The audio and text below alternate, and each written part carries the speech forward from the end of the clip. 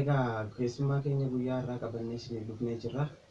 Keessummaan keenyas kan isin jaalattan, kan isin hordoftan, Facebook irratti followerii baay'ee kan qabudha. Akkuma beektan jechuudha. Mee maqaa isaa fi eessarraa akka dhufe isumarraa bartane garuma isaattiin isin dabarsa. Durarratti keessummoota daawwattoota keenyaan wal baruu dandeessaa? Maqaa kee fi eessarraa akka dhufte? Maqaan kiyya Jaalataa Shiroon jedhama. Kan inni irraa dhufe aanaa Tokkee Kuttaayee bakka jedhamtu irraa dhufe. Okay. Achirraa dhufte jechuudhaati? Achirraan dhufe. Gaafa dhaga'u maqaan kee Jaalataa Shiroo jedha. Akkamiin si ba'uu danda'e maqaan kun? Maqaan kun egaa durii ani ijoollummaan ni jirti. Nyaata kana dorgommii nyaanna. Dorgommii nyaanni nu dhiyaattu yeroo sana ijoollee waanta taaneef shiroon nu dhiyaata.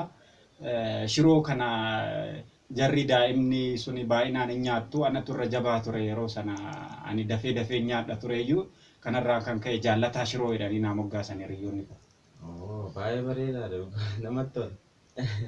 Mee gaafiin keenya inni itti aanu maal seeta?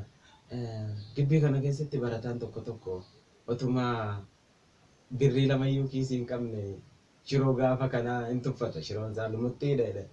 Ati shiroo kana akkamiin laaltame? Shiroo kana ijuma tokkoon allaalaani. Shiroo ijuma tokkoon allaala. Lumutti isaa ta'u qunxutti ani tokkumatti allaalaani shiroo. Maaliif jaalala shiroo qaburraa kan ka'e maqaan kun waan naa moggaateefi shiroo baay'ee nin jaalladha waanta ta'eef kanaaf shiroo adda baasuu hin danda'u ani. Garaamti nan dandeessu adda baasee shiroo kophaatti adda baasee maqaa biraatti moggaasuudhaaf. Kanaaf iyyuu suuraa baay'ee shiroo waliin kaateetta nan argama. Suuraa baay'ee waliin ka'ee jira shiroo wajjin. Namatti tola dhugaa. Inni biraani shiroo fi zeerfooriin siif maali? Garaagarummaa akkamii qaba? Akka barataa injiinaringiitti ati maal yaadda? Ani akka barataa injiinaringiitti shiroo ani fakkeenyaaf barataa makaanikaal injiinaringiitti otoo danda'ame shiroo maashinii otoo hojjedhee natti tola akka kootti. Shiroo maashinii hojjedhee shiroo maashinii sana otoo nyaadhee natti tola natti. Gaariidha inni. Innaa shiroo irratti waan barataa gorsitu jirtaa? Shiroo irratti waan hin gorsu adaraa keessan zeerfooriin baay'isiin adaraa shirooma nyaadhaa. Shiroo caalaa immoo wanti nyaatarra mi'ooftuu taate hin jirtu jedheen gorsaani namoota baay'ee. Achis gorsaan ture biyyattis asittis kanumaan gorsaani. Garuu intarviyu biraa irratti shiroo gibbii kana gaafa yaadu mataan na dhukkubam jettee yeroo dubbatte qabda. Shiroo biyyatti nyaataa turre sanii wajjin wal madaaluu gaafa diduun akkanatti haasa'a beekte. Kanaafani malee shiroo jibbeetiin miti. Shiroo jaalala jibba shiroo. Isa kana miira keessa galteeti kana. Isa kana miira keessa galee ni naasa'e bakka kanatti si galee.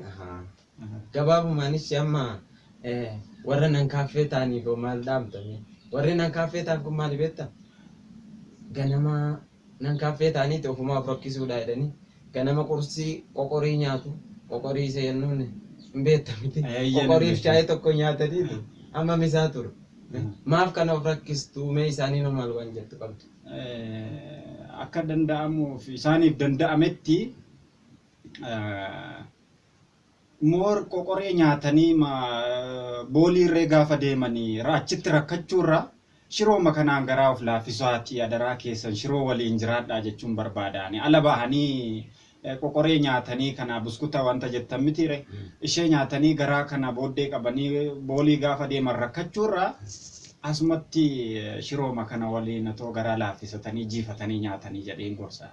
Egaa dhaggeeffattoota keenya akkuma argitan kunoo Jaalataan Shiroo qoqorii nyaatanii qoqoromina isiniin jechaa jira. Isinis kanarraa barattanii akka gara kaaffee deebitan abdii guddaa qabna. Qophii keenya gara dhumuraatti finneerra. Dhumarratti dhaamsa wayiin nama galateeffattuu qabaatte carraasii bal'aadha. Ani nama galateeffachuu barbaadu waan shiroo ati ala ba'ee haasa'uu hin barbaadu ani.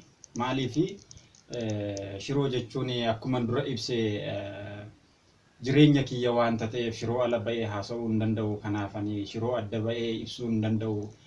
namoonni nyaata filannoo nyaata isaanii shiroo haa godhatanii jechuun barbaadan akka kootti. Qoqoree caalaan qoqoramuu caalaa shiroo nyaachuu akka filatanii carraa kanaan isaaniif dabarsuu barbaada.